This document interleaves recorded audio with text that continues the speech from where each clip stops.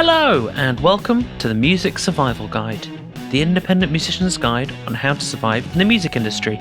My name's Phil, a mixing and mastering engineer with Vortis Sound Studios.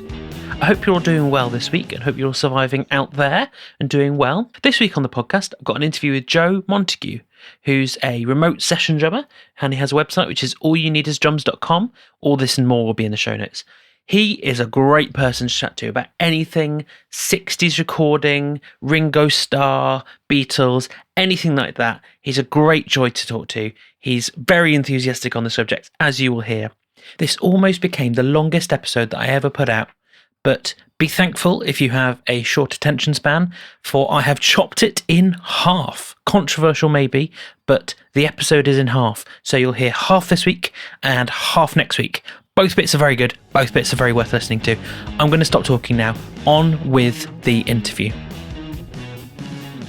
So, today on the podcast, I am joined by Joe Montague, who is a session drummer, is probably the right description, from All You Need Is Drums. Joe, how are you? I am very well and happy to be here. Thank you for having me. Excellent. Welcome aboard. It's probably not the right phrase, but there we go. So my first question is from the random question generator, and it is, what's your favourite piece of clothing that you own? Oh my goodness. Actually, I think that's probably quite an easy one. It's these pair of jogging bottoms that I've got on right now. They are. This just gives you an insight into how much I overthink things. But for a long time, I wanted a pair of jogging bottoms that didn't look like traditional joggers. Like, they weren't the sort of thing you're actually going to exercise in. And they had to be sort of a slimmer fit. And then I bought these in H&M. Are we allowed to say brand names on the podcast? Yeah, you can bleep that out.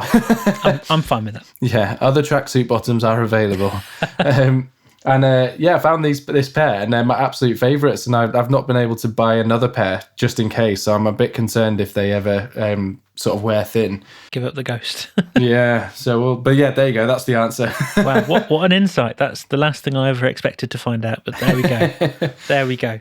So my first kind of serious question, and these two, I guess the first two might actually be quite related, is how did you get into music, and then what made you start drumming? Oh, that is interesting. So my sort of earliest memories, when I grew up, there was a piano in the house, and I started playing on piano at age 6. I don't really remember that. We used to go to like a Yamaha music school. I don't know if they still exist or not now, and where you learn sort of do, re, mi, fa, so, and all that kind of stuff. And we had a piano in the house, and I remember having piano lessons. And then my second instrument was actually clarinet. When you're in primary and you get those letters that say, do you want to learn an instrument? And I wanted to learn saxophone, but I was only sort of 8 years old. So I got told that I wasn't allowed to learn saxophone. I had to learn clarinet. I got quite good at it before I decided to sort of put it to bed.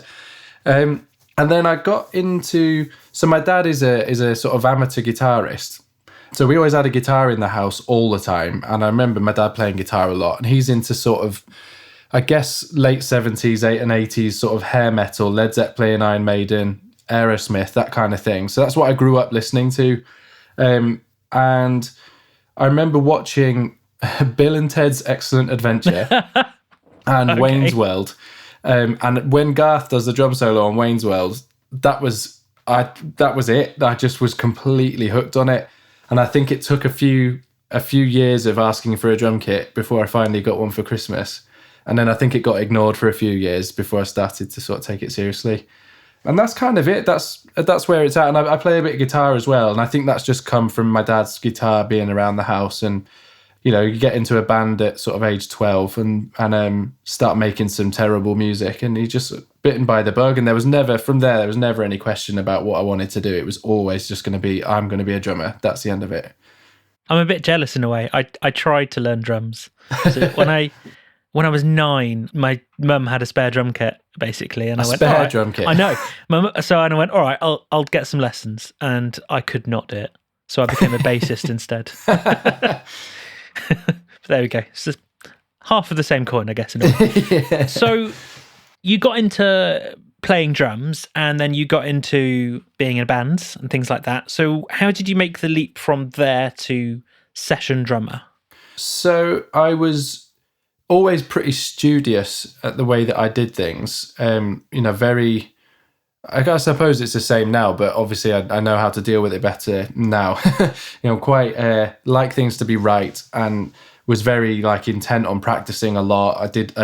When I got really into it, I did do an awful lot of practice, and I did a lot of things like Saturday music schools where I was playing percussion in orchestras and things like that. So quite a traditional background in music, actually. So I could read music well, and I was playing in sort of younger punk bands and covers bands and stuff like that. And then when I was 15, my drum teacher, who was just a sort of a working drummer on the scene, but quite a lot older. I think he'd been in touring bands and stuff for years and lived in Australia and worked out there for a long time, and then sort of settled into a nice life just doing a bit of teaching. He passed on a dep gig to me. So my first gig was for £65, I think it was, and it was playing 40 Dixie Chicks songs in a Dixie Chicks tribute night. Okay. Yeah, so it's just kind of taken an odd turn. But when I was about 13, my dad went to America and got into country music. He brought a country music tape back with him. And from then on, we've always been kind of interested in contemporary country.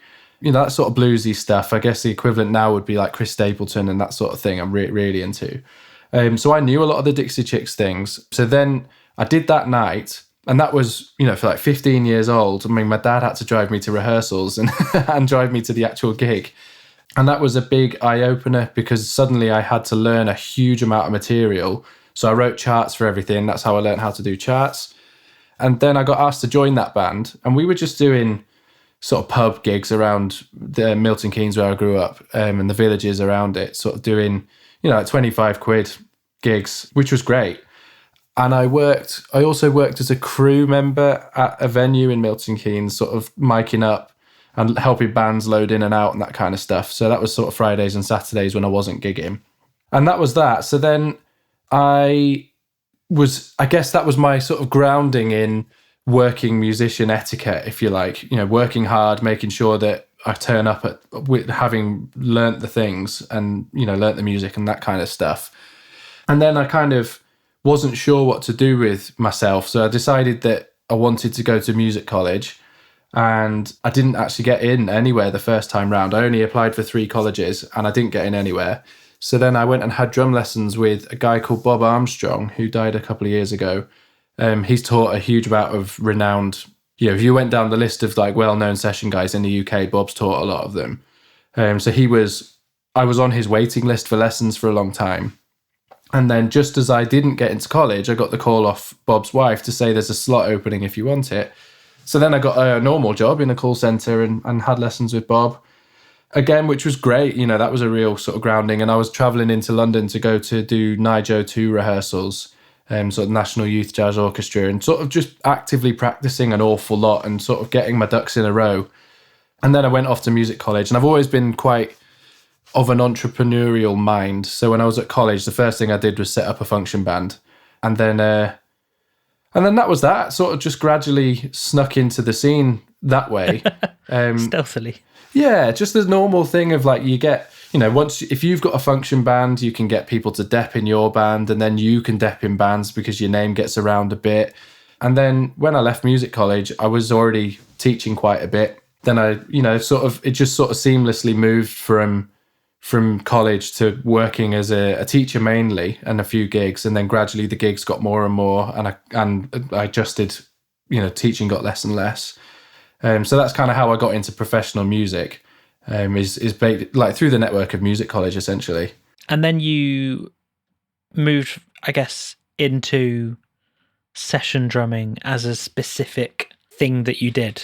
Yeah, so I've always enjoyed playing for different people, and when I was at college, I played a lot for. I had a couple of bands that I was in, at bands I was actually a member of, and then I also got my first proper session gig was for a singer-songwriter from Leeds called Sam Airy, and he's incredible, and that was none of this is paid work or anything like that. It's all just, a guy from Leeds doing some pretty cool stuff. And, he was doing all of the usual sort of city festivals and little things like that, sort of on the cusp of doing some cool stuff. And then through that, I got into a band called Dancing Years. And that was just genuinely was in bed on a Sunday morning. And I had my phone rang, and it was a number I didn't know. And it was, hi, is that Joe? Yeah. Are you the drummer for Sam Airy? Yes. Do you want to come and do some recording in like half an hour? Because their drummer had not said he didn't want to do it for whatever reason. So then I did it. And then a week later, I was on tour with those guys doing a support tour for someone. And then I joined that band. And that became sort of my life for a good few years, was being in that band. But that's the sort of usual story of nearly getting signed and then everything sort of falling apart. But I guess the contacts I made during that time were really important. So I was also doing, I was still playing a bit with Sam and then a few other people here and there. But none of this is paid work yet. My main living is teaching. And then to move into sort of more session stuff, I suppose. So when Dancing Years folded, which was about 2016, a friend of mine who I just met through, actually, I guess it was not even, doing a session for him. He was a singer-songwriter, and I got asked if I wanted to play drums on one of his EPs and do some live stuff with him. Not paid, again, just a guy from Leeds. And I said yes, and did that. And then it turns out that he was a George Harrison impersonator in a Beatles show. Yeah, so here's where it starts to sort of get to where I'm at now. And the money in that world is pretty decent. Is it? Yes. Interesting. I don't really know a lot about the world of Beatles tribute bands. Well, the sort of way I always explain it is we're a theatre show. So we're a cast member and a musician all at the same time. So we're kind of acting and performing. And it means that there's only 5 people involved in the show, which is all the cast and the sound guy. And that's it. So if, suddenly the fees don't have to spread to 10 people. That's very true. Yeah. So the money in that kind of, don't get me wrong, there are still sort of pub Beatles tributes who go out for not that much money. But sort of when you get to a certain level, the money's pretty decent. So then that job came up just as Dancing Years finished, and I found out about it, and I pestered my friend Richard Petch, his name is, and we call him Petch. So I was going, Petch, get me in, you got to get me in. No, I couldn't think of anything better than having to learn loads of Beatles songs. Just thought that would be amazing. What a lesson that would be. So yeah, I auditioned for that, and I got the job. And that meant I could quit teaching, and it was a full-time job, so I sort of did that. And then when I quit teaching, my wife said to me, if you're going to stop doing teaching, you have to get a space to go and work at, because otherwise you're just going to watch Netflix all day, which is true. Sounds like someone who knows you very well. Yeah, so she was the one that prompted me to get a studio space. And I kind of asked around a bit and ended up sharing one with another drummer. And that's when I started to get really into what you might call session drumming, doing paid songs for people. And that was kind of like 2017. So I ended up sort of moving into a different topic here. But I ended up sort of setting the studio up with a reasonably cheap interface.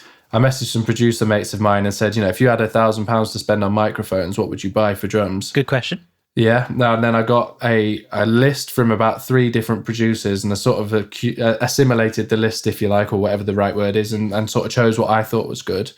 At that point, I had no idea what was good, why things sound a particular way or anything like that. And then I put an Instagram advert up that said, if you want free drums, message me, kind of thing. And I called it Free Sessions January, and I got about 50 songs in that month. So I was working all hours at the studio, sort of just getting my shit together, basically, like learning how Logic works, learning how to mic stuff up, learning how to have a workflow and learn songs and deliver songs, bounce audio out, just in general deal with clients. And then from there, started to get a few, I've got another track actually that you might want to do. How much would you charge? And I was like, 40 quid. And then a few years of doing that kind of stuff, occasionally get the odd sort of bigger paying fee thing for an advert or something. And then when I launched All You Need Is Drums, that was my first attempt at broadening my circle to the wider world as opposed to just friends and friends of friends. And that's when the fees, once again, a slightly different topic, but once I'd sort of established myself as this is what I do, it was easy to ask for whatever fee I felt comfortable asking for. Whereas when I was back at the beginning, it was like, there's no reason why I can charge you a particular rate because you don't really know me and you don't know what I'm capable of delivering. So I need your custom more than you need my drums. So yeah, that's kind of what's led, that's a brief version of how I've got to where I'm currently at. It sounds like especially the beginning of when you got all your gear and you were there with 50 or so songs to record. That sounds like a very hefty learning curve, I must say. It really was. Silly things like I didn't realize you could export out of Logic all at once, like batch export. So I would put my faders, set my locators in Logic, and then bounce, like solo every track and bounce every track. And it would take me, my computer was an old one, and it would take me about half an hour to bounce stems out. Ouch. Yeah. I mean, it seems crazy saying it out loud now, but that's what it was. And I remember a few people got back to me at the beginning, was like, you're tracking all this quite quietly, man. And I was like, yeah, I'm trying to be conservative because I don't want it to clip. Things like that. But that's what I needed, like low paying or no paying work that I didn't feel bad if I got it wrong. And sort of learning where's appropriate to edit drums and where's not appropriate to edit them and how different sounds work on different tracks and just sort of generally getting experience of all that stuff. I mean, I got sent all sorts of stuff that month. And I did it again the next year. And then the following year I did 3 sessions fortnight because I couldn't deal with a month of it. Too much. Yeah. And then last year I just didn't do it. In fact, last 2 years I've not done it at all because it's obviously works fine now. So I might do it at some stage as a bit of a, just a nice thing to do. But yeah, that was a huge learning curve, and I'm very pleased that I did it. People may have noticed the slight suggestion of what you're trying to get at there with your business name, which is All You Need Is Drums. Just might just get the Beatles reference. What is it about 60s style drums that appeals to you? And is that the way that you drum, the way you approach drumming on a record? So I'd always been a fan of Ringo before I was involved with Beatles world. I was a fan of Ringo before the Beatles, actually. I had an iTunes playlist where I'd bought or potentially illegally downloaded. Oh no, I know what it was. Somebody, one of my mum's friends, gave me a hard drive with all the Beatles material on, all the archive stuff. Sounds legal. Yeah, this was years ago, like back in Napster days I'm talking about now. And so I pulled them all into my iTunes, and I remember Googling, Ringo's best songs and things like Rain and She Said and Tomorrow Never Knows, and just making a big playlist of all Ringo's best stuff. So that was kind of when I was in my mid to late teens that I was doing that kind of thing. And I've always been into simple playing. I don't really have any chops, and this is a bit of a weird thing to say, but I'm going to say it because when I perform live or tried to do anything chopsy ever, I would get a bit of like anxiety about what I was going to do. And that sort of manifested itself into just me being a simple player because I just didn't seem to be cut out for that sort of like flamboyant drumming style. So I just decided I think I made a decision when I was sort of in my early 20s that that's just not how I roll. It doesn't suit me. I'm not going to try and keep up with the Joneses. I can't. It doesn't interest me. I like this playing for the song thing. And all the drummers that I've ever sort of followed the careers of or looked up to have all been those sorts of people, those sorts of players. People that, often drummers that a lot of people haven't even heard of. I mean, the internet's a great thing now, but, I'd go and find out who's played on like, odd country records that you haven't heard, or like I'd hear a drummer in the UK from a singer-songwriter, and the drumming would be really simple, and I'd be looking up who's that drummer and where do they live and what do they do, and the sort of Dave Weckles of the world didn't really interest me. So anyway, that's kind of the background into that kind of stuff. And then when the sort of vintagey tone has always interested me. I like one up, one down on a kit. I like thicker sounding drum sounds. And I've gravitated towards those sorts of sounds. And then when I set up, initially it was just my studio, just as it was. I realised after a while that people were coming to me because they liked the Ringo-iness of my playing, and I was getting the same reference tracks all the time. Like John Lennon tracks, like solo John Lennon tracks, I kept getting sent them as references, like Woman was one. And there just seemed to be this thing that everyone was asking me about. So I kind of tried to work out what that was. And I thought, well, it's Ringo, isn't it? I've got to, I may as well, if that's what everybody says that I play like, I may as well just do that. Lean into it. Yeah, exactly. And that's kind of how I ended up. I actually was going to call the company Vintage Drum Recording. And then it was as I was writing the message out, I was doing some spiel for the website, and I was doing the How It Works section. And I titled the How It Works section as All You Need Is Drums. And then I was like, hold on. And then scrapped it all and started again. It's a much better name for what it's worth. I think so. But it sums up, for me, All You Need Is Drums. You immediately know that I'm going to play drums on your songs. I'm into Ringo, and I'm not gonna play loads of crap all over your song. I'm going to be respectful of what you do, and I think all of that is encompassed in that one little name. I think. I hope. Does that approach affect the way that you record? So obviously we could get very, very, very technical with this if we wanted, but very, very early Beatles is, from my knowledge, functionally 2 mics. You have one on top of the drum kit as an overhead, one in front of the drum kit as a sort of kick mic, but more really just a drum mic. Yeah. And then obviously when you get to the end of the Beatles, you're talking about multi-miking setups that are a bit more like quote unquote modern drumming. So what's your technical approach to that kind of thing? So I deliberately set out to have options for people. So I've got numerous different setups within a setup, if you like. So I actually have a D19 and a Coles as mono overheads, which were both mono overheads for Beatles. I have the outside kick mic that you've just talked about. I have stereo rooms, which could be just a mono room if you want. So within, I mean, basically in my experience, no one, and this is something that I guess it bothers me slightly. It doesn't bother me too much, but I wish people would use minimal miking more. I send people about 14 different mics, but then we're not with the intention of them using all 14. It could be that you prefer the sound of the Coles as a mono overhead, so you don't have the D19 in there.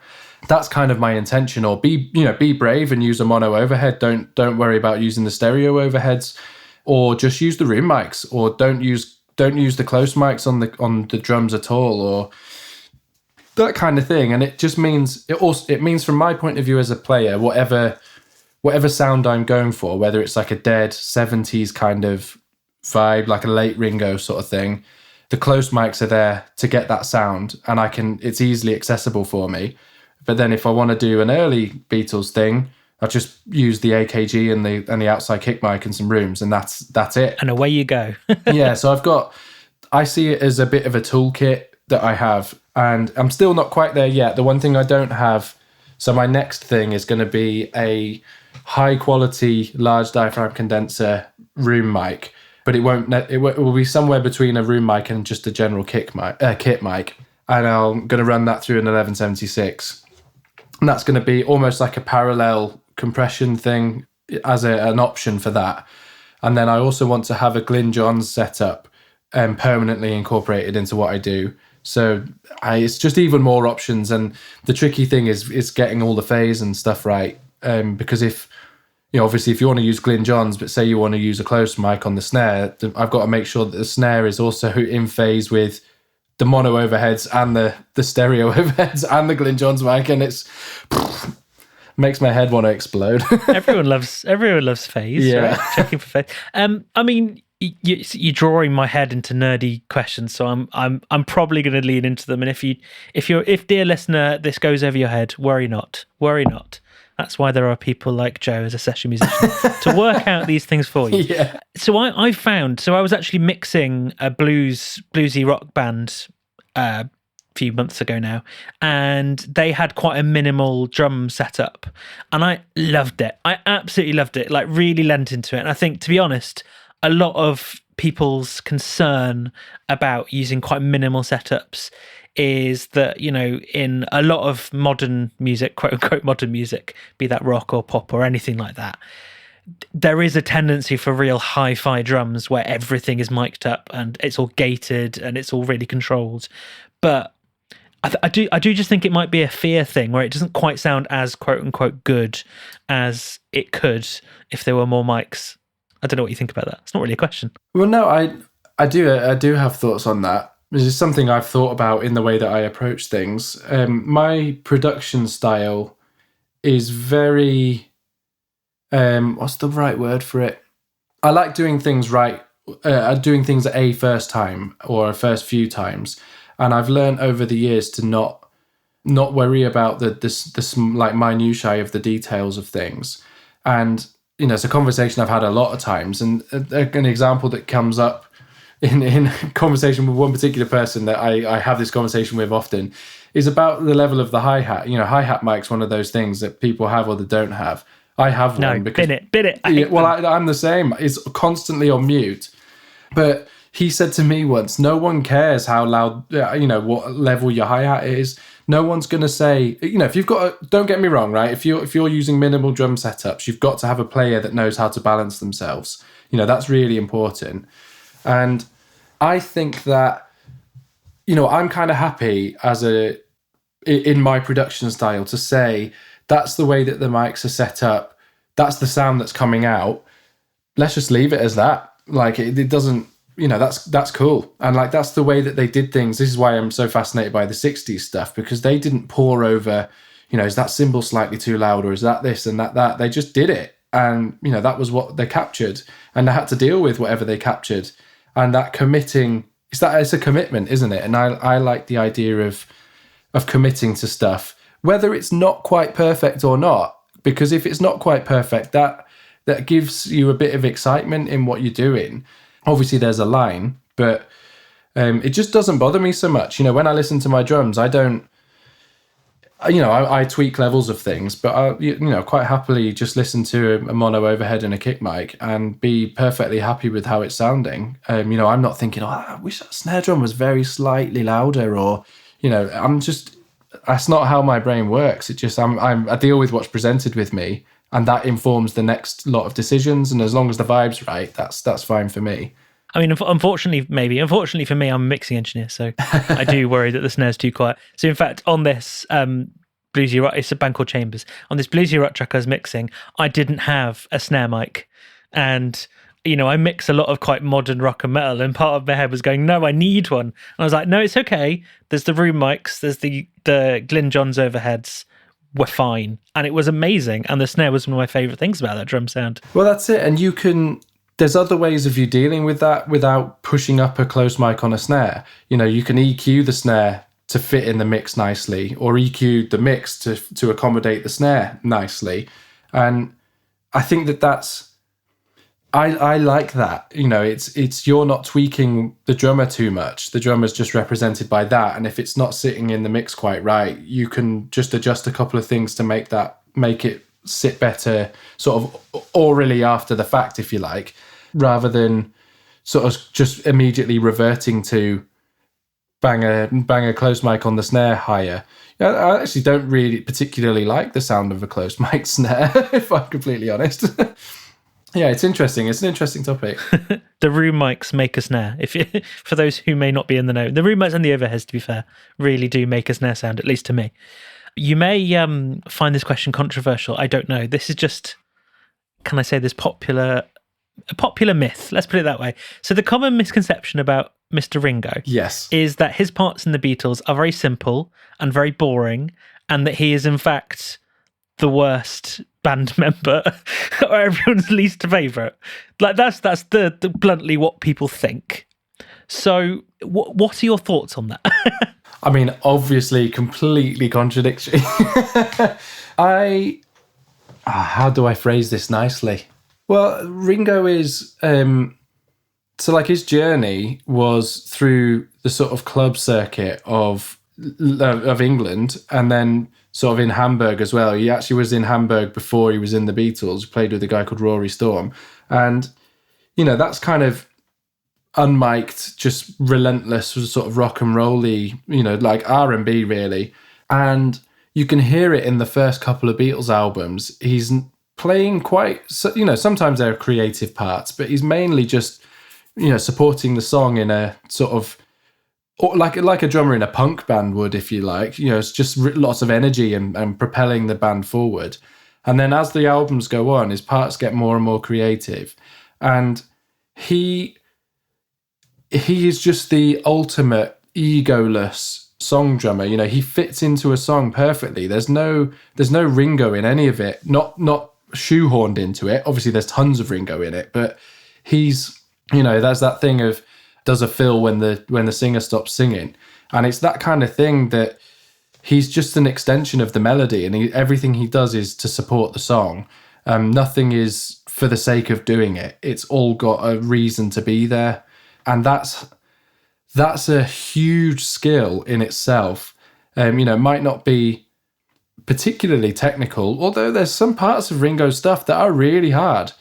But maybe, you know, not technical in the sort of what we've got used to as being a technical thing now. But, you know, I defy anybody to play for the song as a, you know, I challenge anyone to play for the song as well as he can do. You know, it's unbelievable how you can be so out of the way, but also get so much of your personality in the song all at the same time is fascinating. And if you really, really drill down into the songs as much as I have, you can have nothing but appreciation for what he does. The subtleties in what he does are unreal. And they're not by accident, they're deliberate. You know, a lot of what he does is deliberate. You know, like adding tiny little kicks in second verses just so there's a difference, but you don't realize there's a difference, or that kind of stuff. I hear a lot that his time is poor, and that's not true. He's better than Pete Best, from what I understand. Well, exactly. But it's, you know, they think about a lot of those early tracks are pieced together. You know, they'll have recorded 5 versions of a song and then chopped in particular bits, and the tempo is perfect through all of it. You wouldn't know where the joins are. He does speed up and slow down on particular songs, but for me, that's more of a show that he is playing for the song. You know, who says a song needs to stay in the same tempo? If it's got to lift in energy, then, you know, why not do a tempo shift? You know, we sort of get taught as drummers that we've got to stay the same all the time, and that's just not the case. And I don't think he was doing it because he's bad, like a bad player. He was rushing because that's what the song required of him. It needed energy. You know, he wasn't even thinking about it. He was just going with what the song needed, you know, back to that same thing. So there we go. It's a good defense. I mean, the thing that always strikes me about his playing is he often throws in something that works for the song, but is not what I expect. So probably the most famous example I can give, and I'm 99% sure it's the right song, so I hope I'm getting this right. She Loves You. The chorus, there is no cymbal at all. It's all on the toms and on the snare, if I remember rightly. Yes. And I always assumed that he was doing probably what any drummer from the 70s onwards would do, which is go, this is the chorus, this is the exciting bit, let's throw in cymbals all over the shop. And there's not a single one, and it's really surprising. And I didn't even notice that was the case until I actually listened to it. But it's a really good but bold move, to be honest. There's a lot of that surprising things, and I love it. And for me, recording it gave me a lot of confidence to do similar things, because often in the studio, what feels normal to play, you know, what we've thought, you know, is almost like a preconception that you come in with, that in the chorus you've got to do this, and in a verse you've got to do this. Actually, like I did a song this afternoon and didn't play the hi-hat at all, just kick and snare. And that was against my sort of my preconceived notion of what a song should have, but it worked brilliantly. The hi-hat part was taken up by some shakers and things because it still needed a bit of forward momentum, but hi-hat wasn't right. And I think hearing Ringo play things, or like having to learn Ringo's unconventional things, makes you go, that serves the song in a way that I didn't actually realise you could do, and helps inspire how I want to serve a song when I approach a track. So it's always surprising is what I always think about Ringo's playing, to be honest, in a good way. Oh, I've cut myself off. How controversial. But there we are. As I say, the next half will come out next week. So that is it for another episode of the Music Survival Guide. If you enjoyed it, then please leave me a review wherever you listen to the podcast. I really appreciate all of them. Please also share it with any friends and bandmates if you thought it was useful. I also have the Music Survival Guide community on Facebook if you want to go there. Otherwise, I will see you and Joe next time.